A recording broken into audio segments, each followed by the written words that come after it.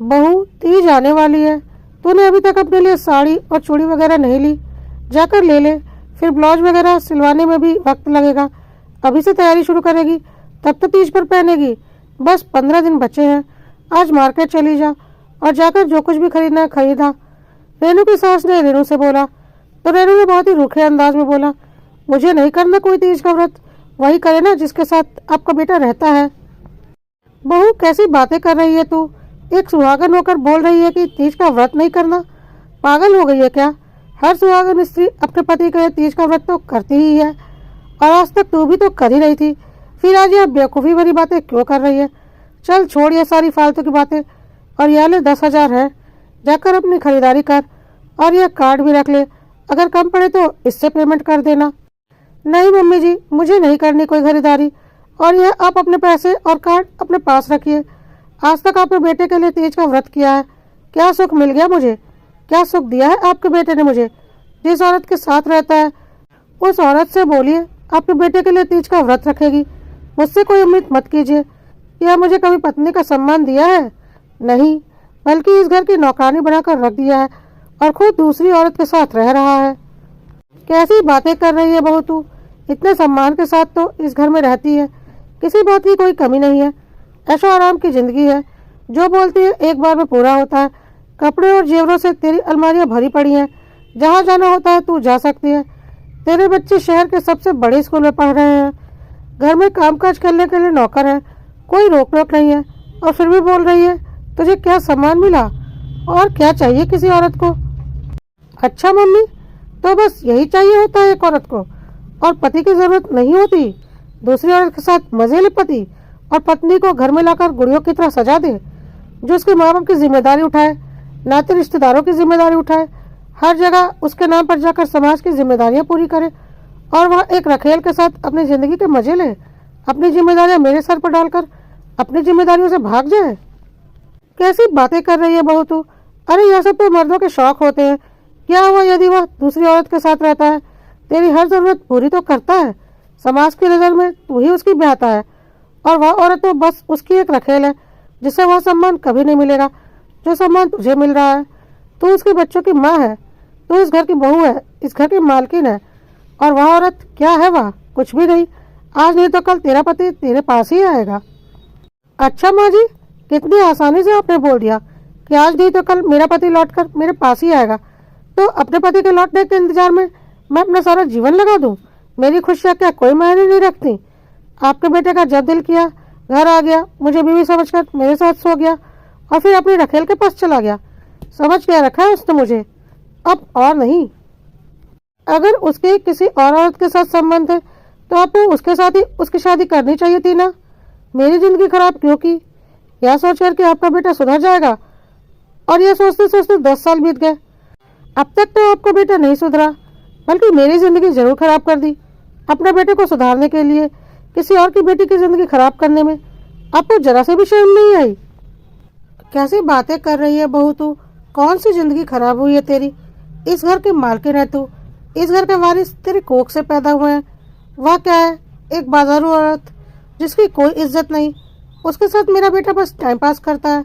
उसकी धर्मपत्नी तो तू ही है, और तू ही रहेगी। जरा सोच, किस चीज की कमी है तुझे? ना है ना कभी होगी। क्या नहीं है तेरे पास? और सबसे बड़ी बात, तेरे पास मेरे बेटे की औलादें हैं जो कि उस बाजारू औरत के पास ना है ना कभी होंगी। हाँ, मेरे पास आपके बेटे की औलादें हैं जो कि आपके बेटे के प्यार की निशानी नहीं है, बल्कि उसके हवस की निशानी है, जो कभी वह घर आकर पूरी करता है, और बाकी वक्त अपने उस बाजारू औरत के साथ ही बिताता है, ना कि अपने ब्याहता धर्मपत्नी के साथ।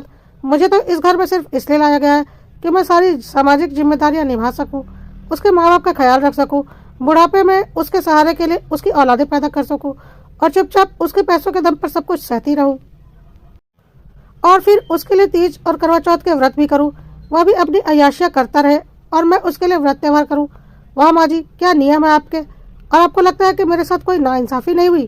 पिछले 10 सालों से यह सब कुछ इस उम्मीद पर झेल रही हूँ कि आज नहीं तो कल शायद मेरा पति रास्ते पर आ जाए, लेकिन अब मुझे पता है ऐसा कुछ नहीं होने वाला।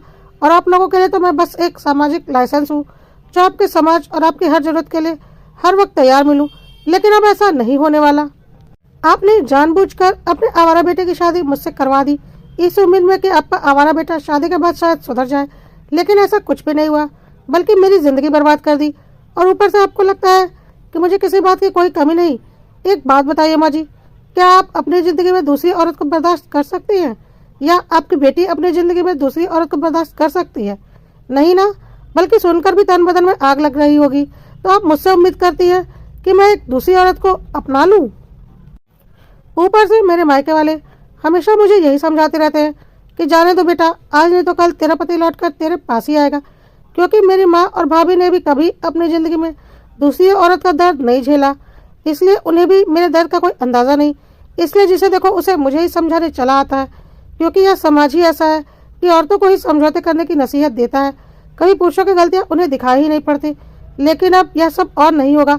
मैं आपके बेटे की अय्याशी के लिए अपनी ज़िंदगी बर्बाद नहीं करूँगी। नहीं चाहिए मुझे आपके बेटे की बेपनाह दौलत। जाकर अपनी दौलत अपनी रखेल के ऊपर उड़ाए।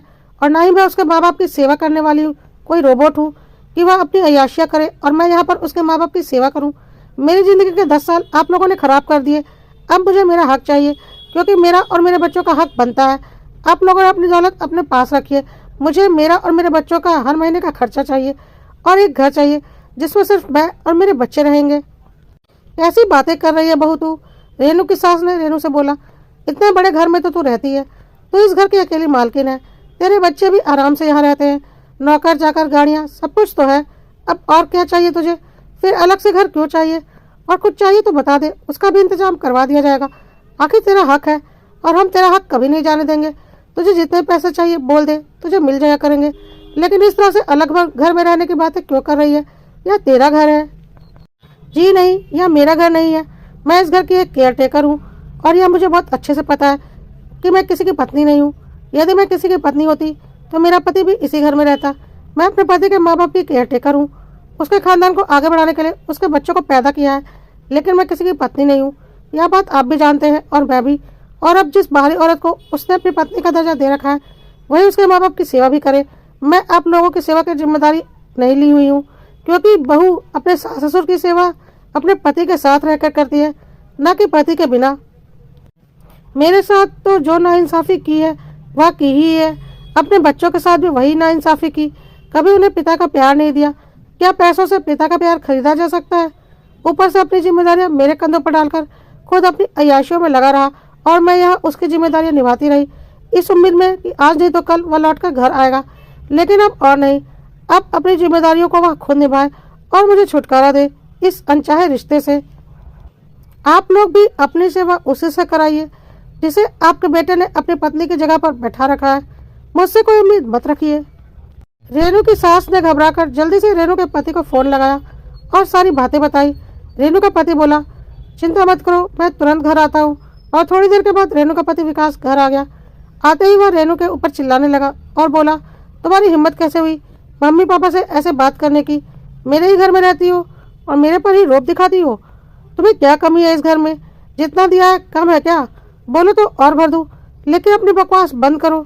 इज्जत के साथ तो इस घर में जी रही हो। क्या कमी है तुमको? तो रेनू ने बोला, नहीं चाहिए मुझे तुम्हारी इज्जत। जिसके साथ अय्याशी करते हो उसी को इस घर में लाकर बिठा दो। रेनू के पति ने बोला, तुम्हें जो करना है करो, मैं तुम्हें कोई नया घर लेकर देने वाला नहीं हूँ। रहना है तो इसी घर में रहो, नहीं तो तुम्हें जहाँ जाना है जा सकती हो। मेरे बच्चे तो इसी घर में रहेंगे। तो रेनू ने बोला, इस गुमान में मत रहना कि मैं अपने बच्चों को यहाँ छोड़कर चली जाऊंगी। कानून नाम की भी कोई चीज़ होती है और मुझे 2 मिनट नहीं लगेंगे यह साबित करने में कि तुम्हारी ब्याहता पत्नी मैं हूँ और तुम रहते एक रखेल के साथ हो। बहुत आसानी से तलाक मिल जाएगा मुझे, और मेरे बच्चों के लिए पैसे और घर भी तुम्हें देने ही पड़ेंगे, क्योंकि तुम्हारे पास पैसों की कोई कमी तो है नहीं, और यह तुम भी जानते हो और कानून भी जान जाएगा। मुझे बहुत अच्छे से पता है कि मुझे इस घर में सिर्फ और सिर्फ तुम्हारे माँ बाप की केयर टेकर की तरह रखा गया है और तुम्हारे खानदान को आगे बढ़ाने वाली एक रोबोट की तरह। लेकिन अब और नहीं। 10 साल तो मेरी ज़िंदगी के खराब हो चुके हैं। अब मैं अपनी ज़िंदगी और ख़राब नहीं होने दूंगी। या तो मैं जो बोल रही हूँ उसे सीधे सीधे मान लो, नहीं तो कानून के रास्ते मेरे लिए खुले हुए हैं। सीधे सीधे मानोगे तो बात लोगों में फैलेगी नहीं, और कानून का रास्ता अपनाओगे तो बात 10 लोगों में फैलेगी। मेरी तो बदनामी होगी, क्योंकि औरतों को तो समाज वैसे भी बदनाम करता है, लेकिन तुम्हारी भी कम बदनामी नहीं होगी, क्योंकि काम तो तुमने ही बदनामी वाले किए हैं। रेनू के पति और सास ससुर को समझ में आ चुका था कि रेनू किसी भी कीमत पर अब मानने वाली नहीं है। रेनू के पति ने बोला, हमें सोचने के लिए थोड़ा वक्त चाहिए। रेनू ने बोला, हाँ ले लो अपना वक्त, वैसे भी इतने साल बर्बाद कर दिए हैं, थोड़ा और वक्त सही।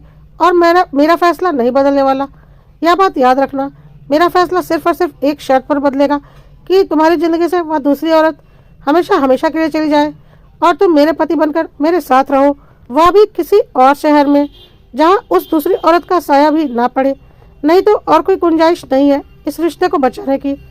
तो अपना वक्त लो और सोच लो।